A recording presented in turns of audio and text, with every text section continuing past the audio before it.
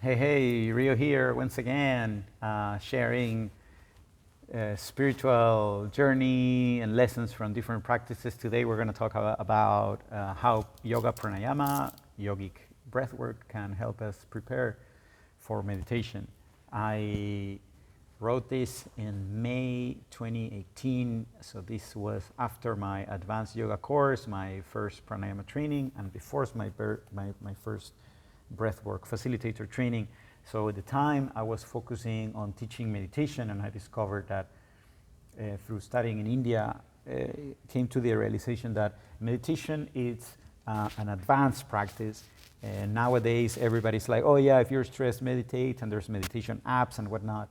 But really, in the yogic perspective, meditation was a practice that, it was not even a practice, it's a state of mind that we get into as a result of certain different practices.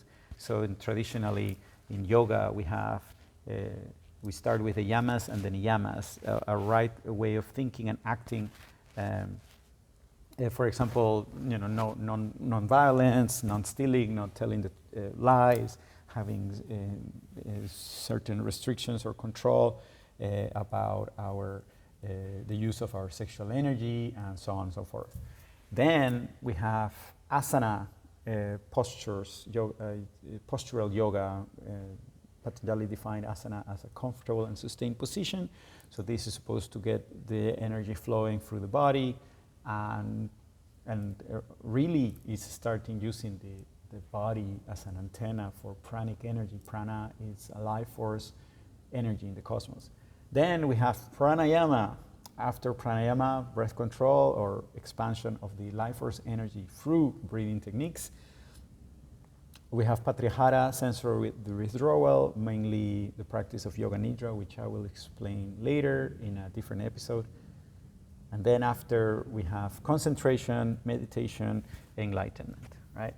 So meditation, it's like quite high. It's just before nirvana. So I wanna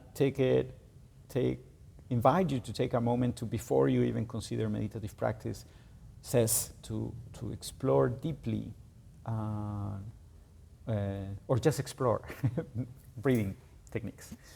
And with that, that's kind of like my personal intro.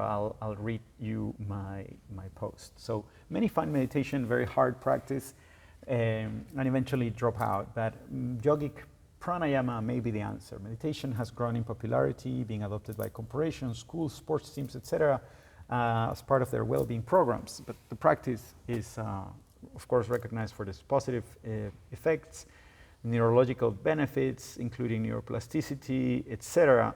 However, people struggle with meditation, and the reason is probably because one does not simply sit down and meditate. Traditionally, as I explained earlier, meditation is high up, and we want to start by laying some positive foundations.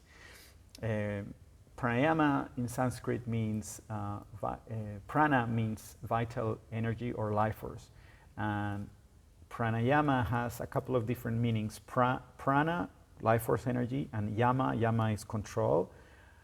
Or prana ayama, and ayama means expansion of. So if we put those two together, we might say it's the expansion of life force energy through breath control.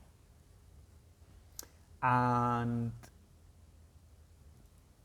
I lost something I was going to say. So how to hack so pranayama, it's a good way of hacking our nervous system and brain chemistry. Mind and body are interconnected.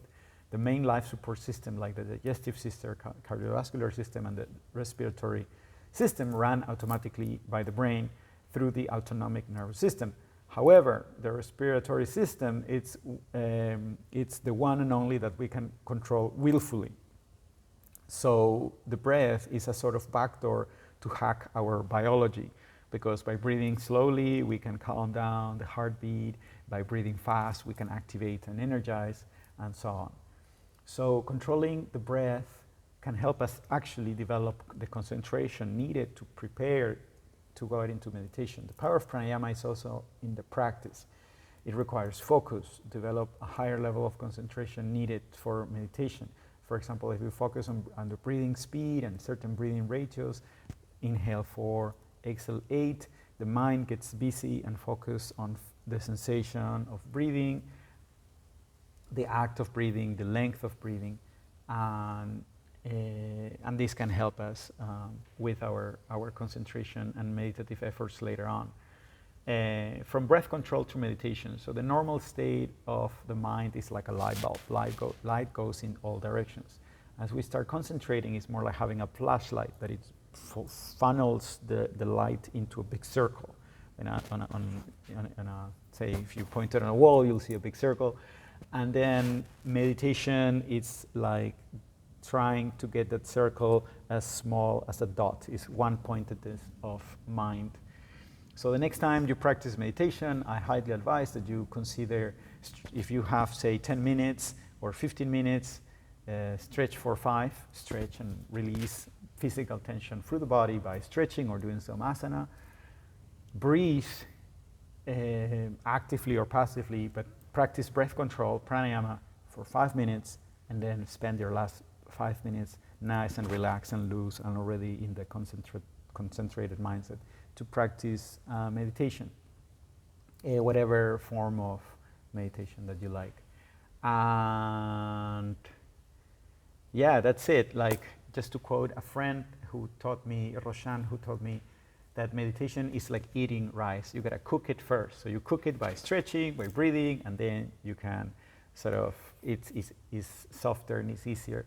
Otherwise, the analogy would be to attempt to eat rice straight out of the bag without having washed it and boiled it and allow the grain to become soft. So enjoy pranayama, much love. I hope you enjoyed it, and I'll leave the original blog post on the description. Take care.